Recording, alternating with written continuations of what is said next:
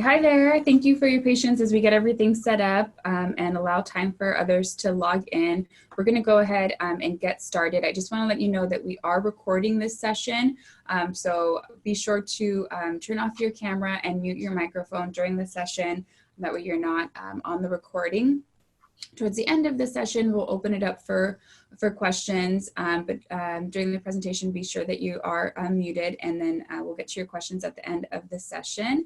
I'm Giselle Oberly. I'm the program manager for the MS Finance program, and I'm going to talk to you a little bit later about the application process, but for right now, I'm going to turn it over to Dr. Lee, who's going to talk to you more about the program and the curriculum. Okay. Good evening.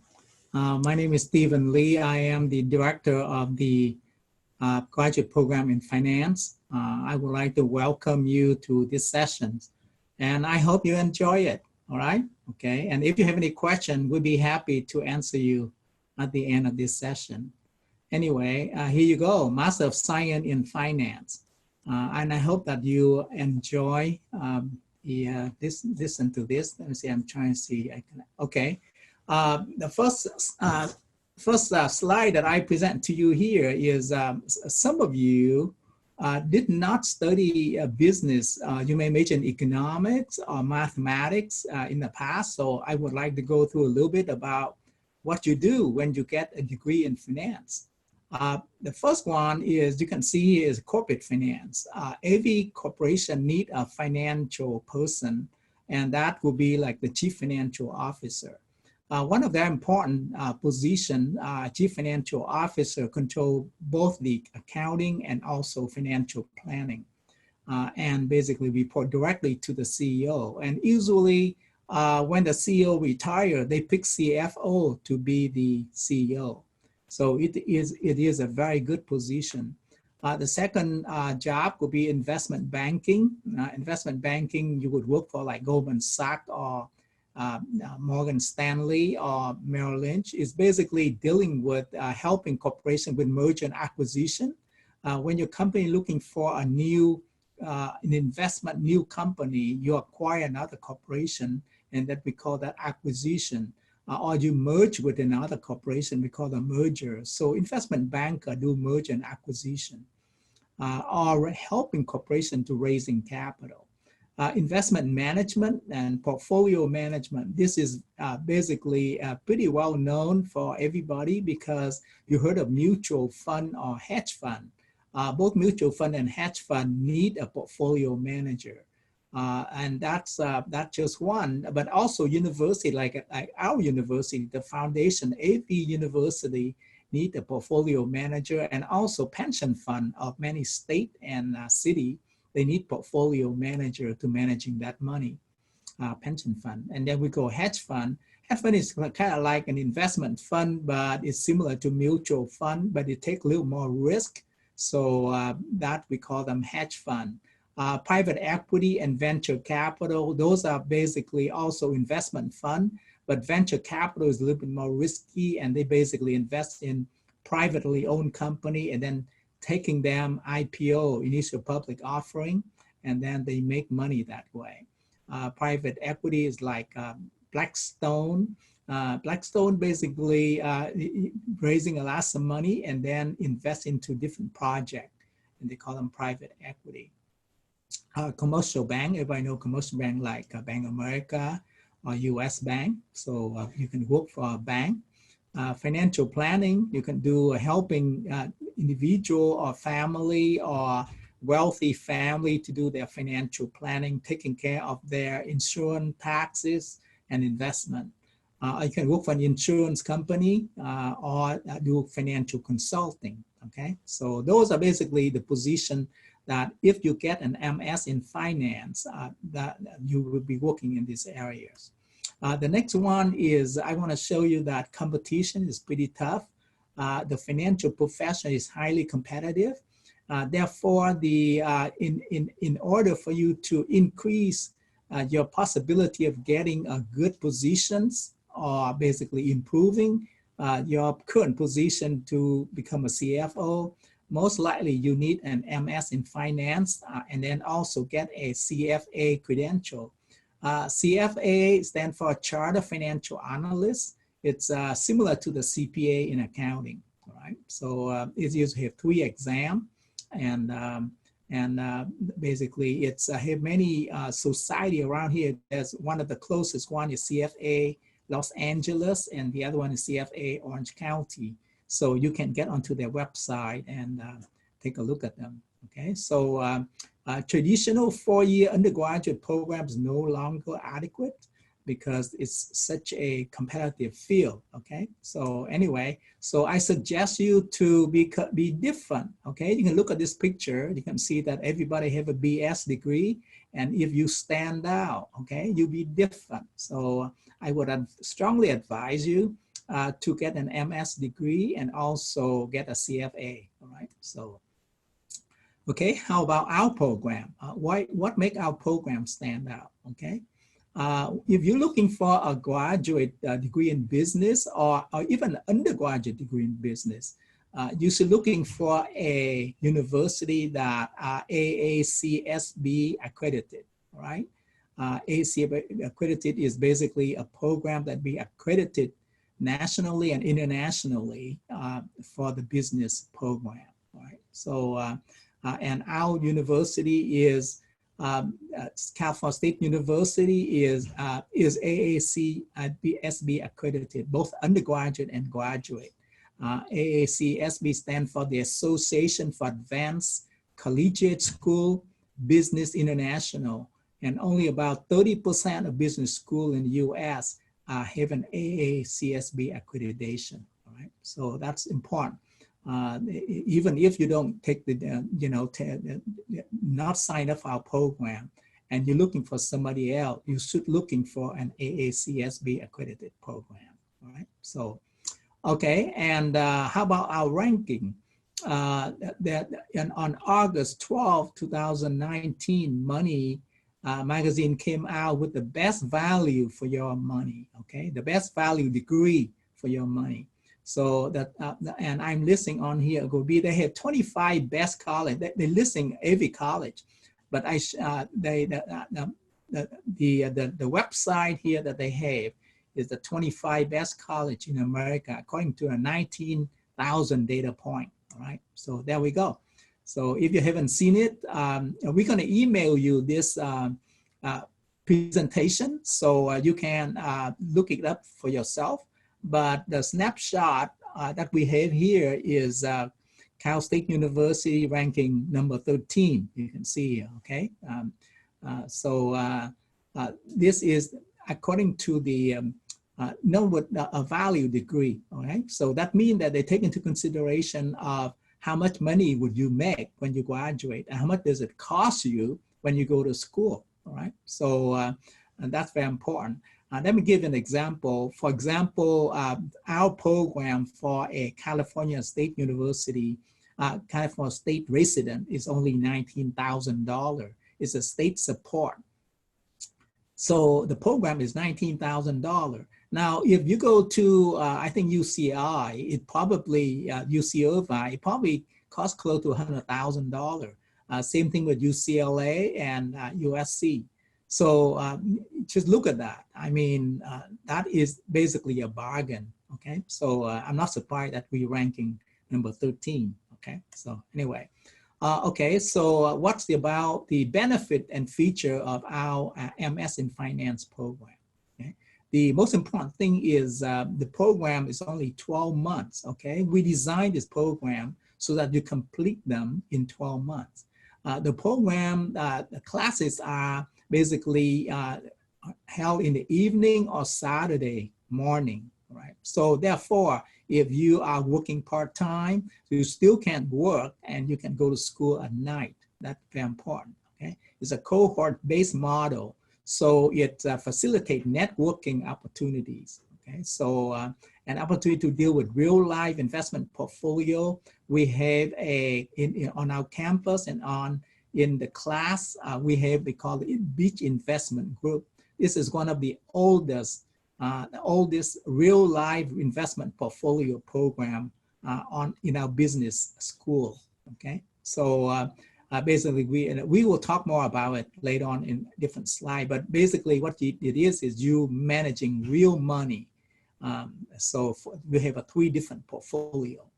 Anyway, we also acquire CFA prep package to integrate into the program. So you have some basically using this CFA training so that you can prepare for your CFA exam. You have access to extensive CSULB alumni network, and we do have career advising for basically most of our master students. Right? So that's important. And there you go, okay? It is, again, the program is state supported on this slide. Approximately $19,000 for California resident and $30,000 for non-California residents. We do have offer a graduate assistantship available. So if you're not working part-time, you still need money, we have graduate assistant that we can offer you for all the MS Finance students. We do have Bloomberg terminals. There's a 12 Bloomberg terminal. For those who are not familiar with Bloomberg terminal, what it is all investment bankers, investment firm like Goldman Sachs or Morgan Stanley or Merrill Lynch or JP Morgan, all the trader using Bloomberg terminals. It is a computer terminal with a lot of financial data that feed into it every day. So Bloomberg terminal is really in high demand, and it would be good if you get Bloomberg certification so that you can put that in your resume when you're looking for a job. And again, we have 12 terminal in the College of Business for you to use, right? Another important thing is some other program that they hire some part-time professor to teach their classes, but at CSULB, nearly 80% of our class currently is taught by full-time PhD finance professor, okay? So that is very important.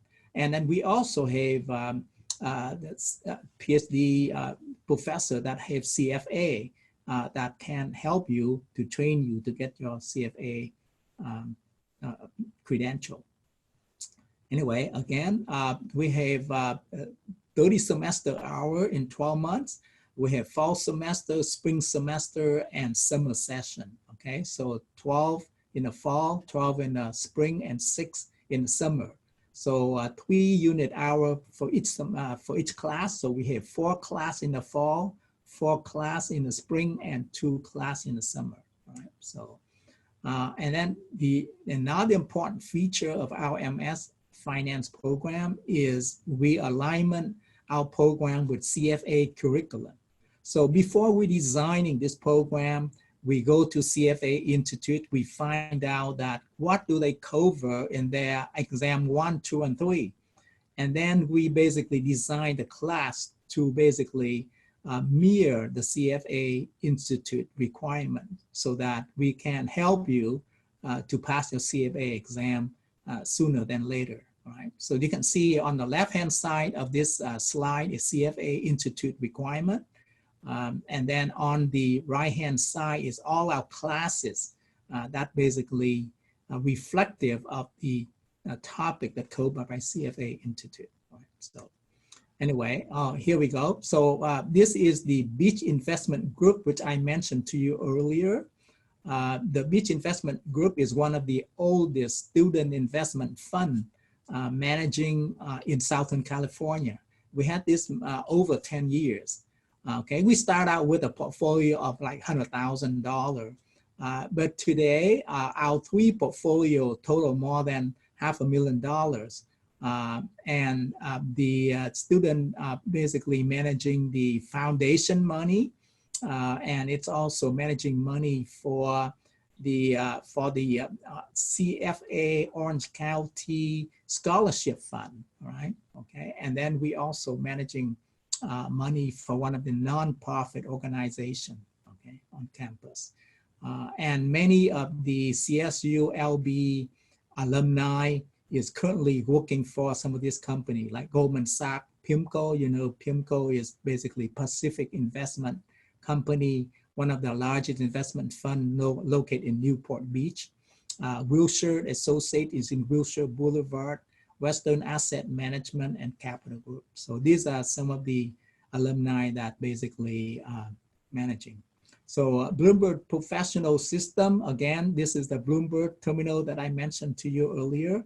Okay, so with using the Bloomberg, our students are be able to gain real world experience and access the same information and analysis in the market professional. Okay, so you have the data on there. So you can use this for your class as well as using this to managing the money that the student investment fund that we're managing on our campus. All right, so okay, so we have, I mentioned to you earlier that we do have a special graduate business career services and basically helping all our master students with their resumes, advising, and basically helping you and devise a career planning for you, all right? So these are basically very important. We would like you to get a good job after you graduate, right? So there we go, okay? Resume, cover letter, career training workshop, meet employers. We invite employers to come out campus, okay? So these are some of the programs that we have. And then meet employer like Goldman Sachs or corporate recruiters, access to industry spotlight, where we basically help you with your interviewing and personal branding, networking, and salary negotiation. Right? So here's graduate. I think these are the list of some of the employers that hire CSULB graduate. Okay, you can see here Vanguard Group, Capital Group, Bloomberg, Wilshire Associate, PIMCO, Pacific Life. So you can see that many of these companies came to our campus as well as hire our graduate in the past, okay? Application process, maybe I turn this, maybe I give you a summary and I turn this over to Giselle so you can help you, okay? So in general application, you want to discuss about it? Okay, yeah. So I turn this over to Giselle, yeah. Okay? So I can jump in and talk about the application process. So general requirements to apply, you do have to have a bachelor's degree from a regionally accredited university. You have to sit for the GMAT or GRE unless you qualify for the waiver, and we'll talk a little bit more about the waiver in a bit. You have to submit an updated resume, a video statement of purpose. There's a short response written statement that you have to submit. It's kind of like an essay question, just a couple paragraphs that you have to submit, and 2 letters of recommendation. So those are the general things that are required for you to apply. The application is all online on CalState Apply, and the fall 2020 application period opened October 1st, 2019. So the application has 4 different sections, and I'm going to talk to you about each section, and I'm going to let you know a lot of information that you can skip on those sections because we don't want you to fill in information that we don't need or fill in information in multiple places and have it be redundant. So I'll let you know what information you can skip when completing the application and what we really will need for us to be able to make an admission decision. So the only thing that's not submitted online is your transcripts. Those you have to contact the institution that you attended and have them forward over your transcripts, as well as your test scores. Those you have to contact the test administrator and have them forward over the test scores. So just to talk a little bit about the video statement of purpose, this is something that is required. You are required to submit a YouTube video. You can also use Dropbox or anything like that. We just need you to give us the link to your video. If you do use YouTube, make sure that it's that the video is set to public so that others, so that we're able to log in and view the video. The video should be about 5 minutes. Typically videos are anywhere from 3.5 to 5 minutes, no longer than 5 minutes, and you're just answering the question that you see on the screen. And that question is available in the application. It's also going to be in this PowerPoint that we're going to email you, as Dr. Lee explained. You'll get a copy of this email as well as a copy of the recording so you can go through and view everything that we talk about. So the short answer written personal statement, you'll have 1,500 characters, not 250 characters, we'll have to update that, but 1,500 characters to answer the 2 questions below. How did you, which is describe a time when you dealt with someone who was difficult, how did you handle the situation, and what would you do differently if you could do it over again? So you'll have about 1,500 characters to respond to that, which is about 2 paragraphs. So we don't want to see too much, just a couple paragraphs answering the question there. You're also required to submit 2 letters of recommendation. So the letters of recommendation can be either academic or professional. We'll take either. You'll have to provide the name and the email address of each recommender. Sometimes students ask us what types of things we want to see in these letters of recommendation. So we do want to see that the recommender include a short summary of their history with you. They should also include a statement of the characteristics that they believe will allow you to excel in the graduate program, maybe give some specific examples of your contributions to either the classroom or to the team, depending on how you know the person. And they should wrap up with a strong closing statement endorsing your candidacy for the program. So that's typically what we like to see on the letters of recommendation, but we don't have any specific template that needs to be filled out or any form or anything like that. It's going to be up to the recommender what they include.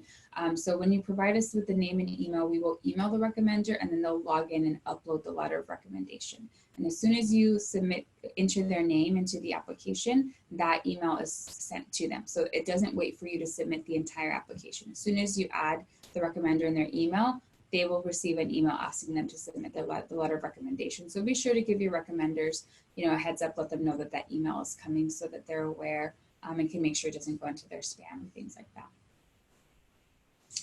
So we talked about the possibility of a GMAT GRE test waiver. You can submit a waiver request. What you would need to do is have 7 years or more of managerial work experience to be able to qualify for this waiver. The documents that you need to submit to apply for the waiver are listed here: a copy of your resume, a letter of recommendation from a supervisor that can attest to your managerial work experience, as well as an official transcript so we can see your GPA, because we want to make sure that you'll also be able to do well academically in the program. So this is what it looks like when you log into the Cal State Apply, and you'll select that you want to apply for the fall term, and you will select graduate. So these are the 4 different quadrants that I spoke about, and I'll let you know some of the information that you can skip and what you'll have to submit for these sections. So for the personal information section, you'll have to give us just your demographic and your contact information.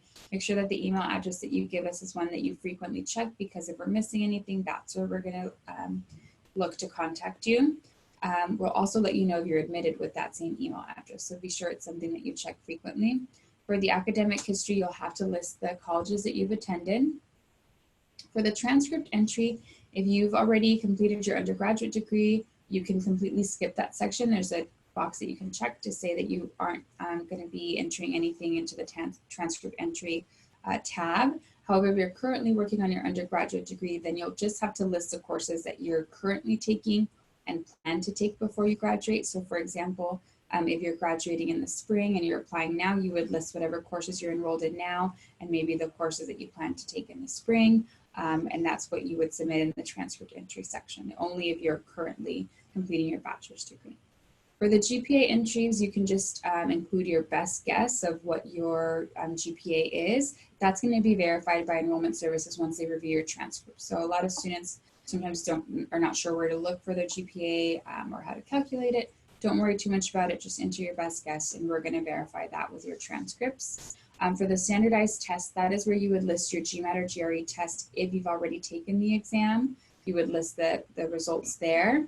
If you've received a waiver, you would leave it blank. If you haven't yet taken your exam, you can just list the date that you plan to take it.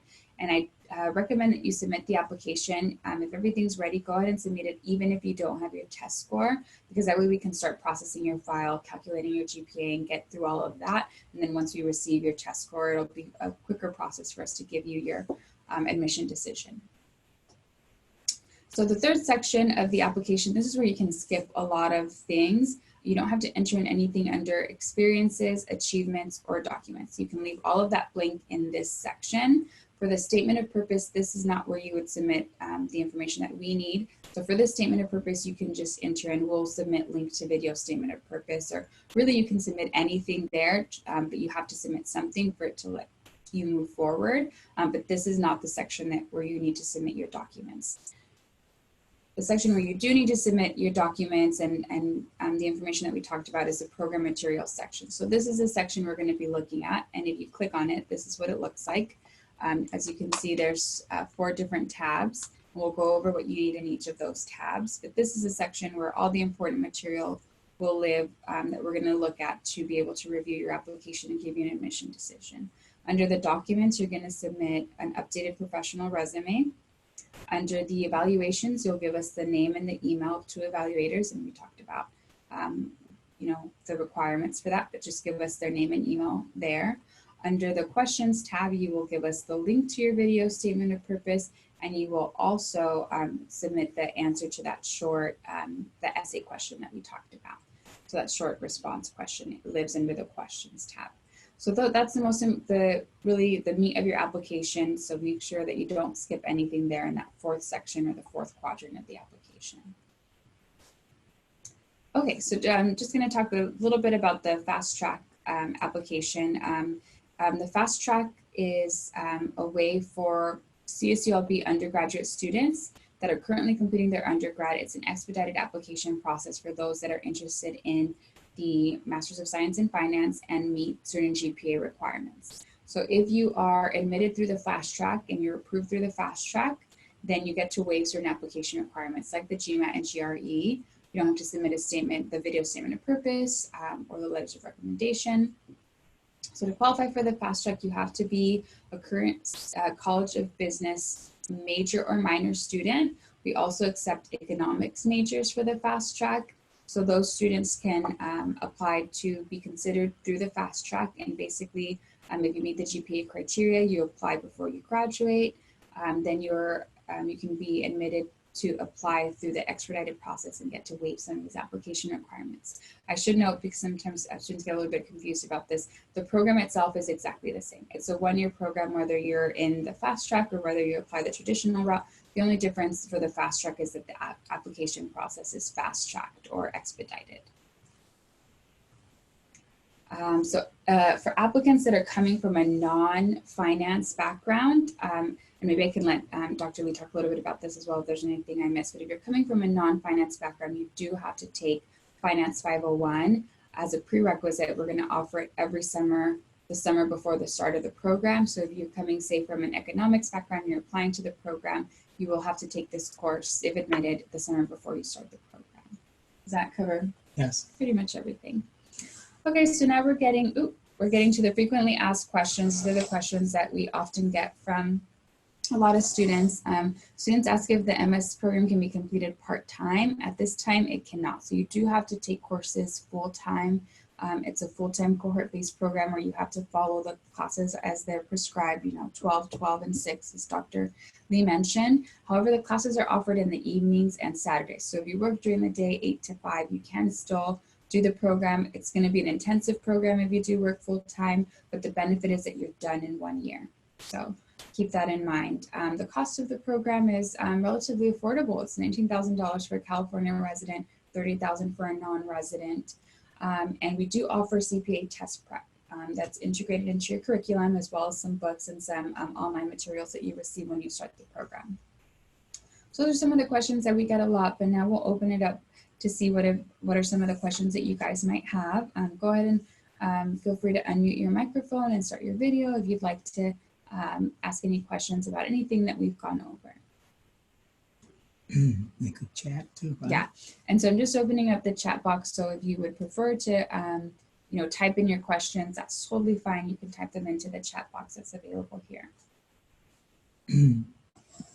I strongly advise you to, if you're interested in this program, you should send in your application ASAP.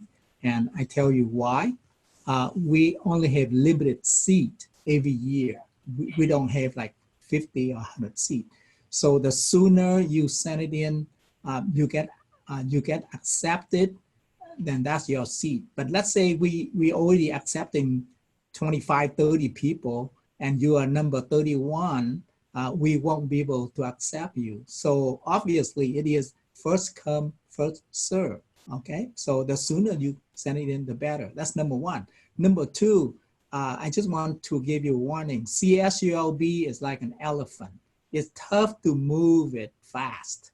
So when you send it in, it doesn't come to us. The application go to the Central Application Review Center.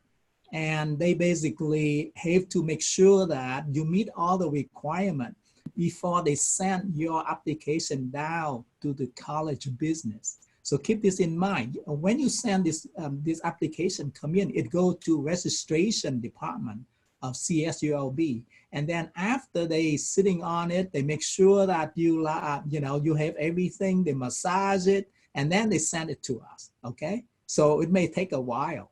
So particularly if you're missing something, okay? So in other words, like you send in everything, except that you don't have one of your transcript is missing.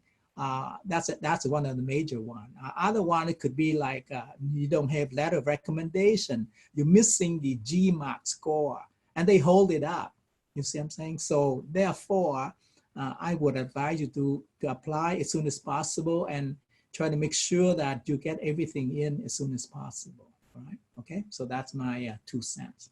Absolutely. Yeah, that can help, just to make sure that we do have it rolling admissions. So the sooner you apply and the sooner we receive all your documents, the sooner that you'll get a decision. So yeah, be sure to apply early and send in all your documents, and that way your application won't be held up and you'll get an admission decision early. Yeah. Okay, so we open for any question that you may have. Or you can, send in a chat message, and we'd be happy to answer your question. I have a question. This question, what is the estimated amount of time spent outside of class per course per week? That's a good question. Yeah, that's, I have to tell you that the MS in Finance program is, I have to be honest, it's lots of work. Obviously, it is a master program, so it demands a lot of time. I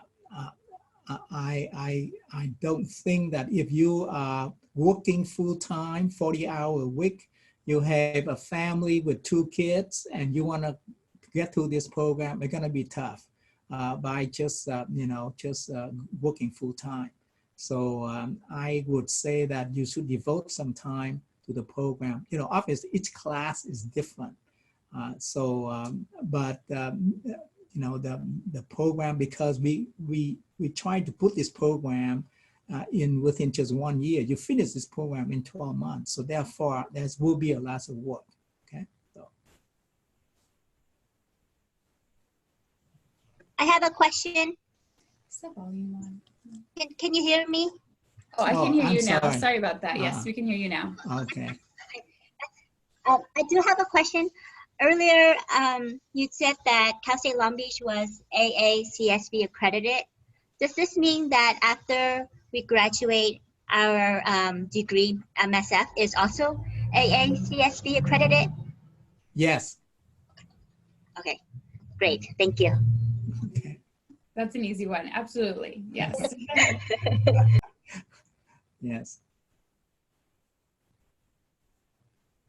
The AACSB come to our campus every 5 years, and they just came last semester, right? Okay, so they won't come back for another 5 years. So our program is accredited at least for another 5 years before they come back, okay? So let's see, we have another question in the chat box. I'm currently a senior at CSULB majoring in finance. My expected graduation date is fall of 2020. Would I still be able to apply under the fast track and wait a year to be accepted? Yes, so if you apply and if you graduate in the fall of 2020, that means that you would have to submit your fast track application the beginning of the latest would be the beginning of the fall semester, fall 2020. And then you would be, if everything looks good, then we would send you an invitation to officially apply for the fall of 2021. So you would just sit out for that spring and summer semester, and then you would start the program fall 2021, and that's perfectly fine. We would still accept you as an applicant. Yes, but there are requirements to be in the fast track. Absolutely, yes, So, if you meet the requirements. Yeah, the requirement is you got to have a GPA of at least 3.0 for both the graduate program as well as total GPA. Yeah, so your CSULB GPA needs to be 3.0, your cumulative GPA needs to be a 3.0, and your upper division major GPA needs to be a 3.0. So we want to make sure that you have a strong GPA in all of those sections, especially your upper division major GPA, because those are your finance classes. So if you can show that you are strong in those courses, then you can be admitted through the fast track and waive some of those application requirements. Yeah. You know, one of the major advantage of the fast track is you don't have to compete with other applicants, because when you're on fast track and you keep up your grade point average, you will move directly into the MS Finance program.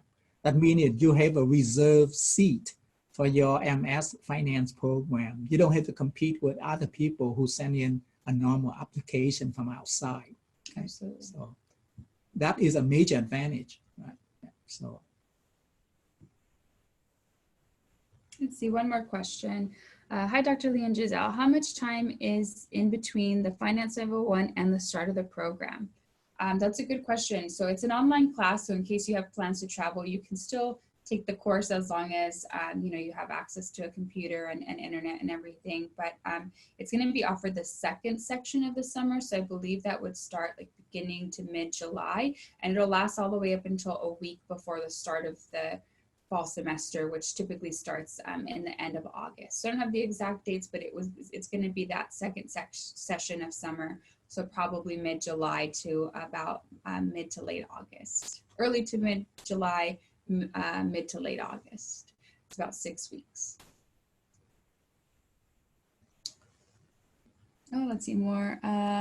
What is the main difference between the upper division finance classes for bachelor's and the courses for the master's degree? Oh, there will be a lot of difference. The major reason for that is, number one, is more advanced classes. More advanced is basically dealing with the financial theory and practice. And number two is we basically help you to get the CFA prep program going so that you can pass your CFA exam. So therefore, the information is not just inside the class itself, but also dealing with the CFA practices, like, for example, ethics. Those are basically kind of additional requirement that they have at the CFA. So we help you to get your CFA exam passed. So on top of what you learn in the class, we also have additional information so that you can prepare your CFA exam. So. All right, so any other questions, feel free to type those in, or you know, just unmute your microphone. Yes, I have another question. Earlier, I saw a list of the classes. There was one where it had said financial reporting. That's an accounting equivalent class. Say that again. So It was a What class is that? there was a list of the classes earlier that I saw. One of them was financial reporting. Is that similar to accounting? So let's see, we're gonna go back to. Oh yes, yeah, I know what you're saying. Oh, you know which class? Yeah, what is the class? Yeah. Oh, okay. To answer your question, it is similar to that particular part is similar to accounting, financial reporting. It kind of overlap. Okay. So finance and accounting. Financial reporting and analysis. Yeah, financial reporting and analysis. That is covered by the CFA Institute, so that we cover that in Finance 610. Okay, so it's not accounting per se, but it is it basically you reviewing like the financial analysis. In other words, that you look at the balance sheet, the income statement, and statement of cash flow, and then you do financial analysis of that particular company. So you review the financial reporting reported by the accounting department. Did I answer your questions? Yes. Okay. Yeah. So it looks like you're kind of building on financial accounting. That's what it sounds like. It basically teaches you how to like interpret the reports, Yeah. and kind of calculate the data there, and analyze and basically figure out how to budget. Is that correct? Right.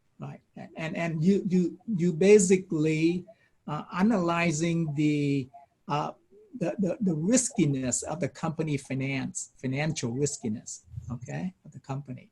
based on the current and historical financial data. Okay. Okay. Okay, we did get one more question in the chat box. Let's see. What information can you provide for someone who already has an MBA and is thinking about the MS in Finance? Kind of general, I know. So someone that has a general degree that's thinking about the MS Finance. Yeah. You know, we do have MBA in our master program. We do have lots of MBA on our master program. The major difference is MBA class is basically, it's what it stands for, business administration. That means that in addition for 1 or 2 finance classes, you also need to take like management, human resource, you take marketing. So therefore, in the MS in Finance program, we do not have any of that. All of the class that you study will be finance only, okay? So that's the major difference between the MBA and the MS in Finance. So if you already have an MBA, I'm sure they require you take 1 or 2 finance class already. But the total number of class in MS in Finance is 10. So, you know, there's a lot more finance that you still have to study, okay? So. Yeah, and the program will better prepare you for a CFA. So for example, with an MBA program, you probably wouldn't have all the information that you need to sit for the CFA and do well, versus the MS Finance program, like Dr. Lee said, has a lot more specialized information in the finance field that can help you sit for the CFA and do well. And the MBA, you get more of the general business information and maybe a little bit more as far as like management and leadership. But in the MS Finance, you get a lot of very specific information to finance that you can use if your goal is to become a certified analyst. Mm-hmm. Yeah.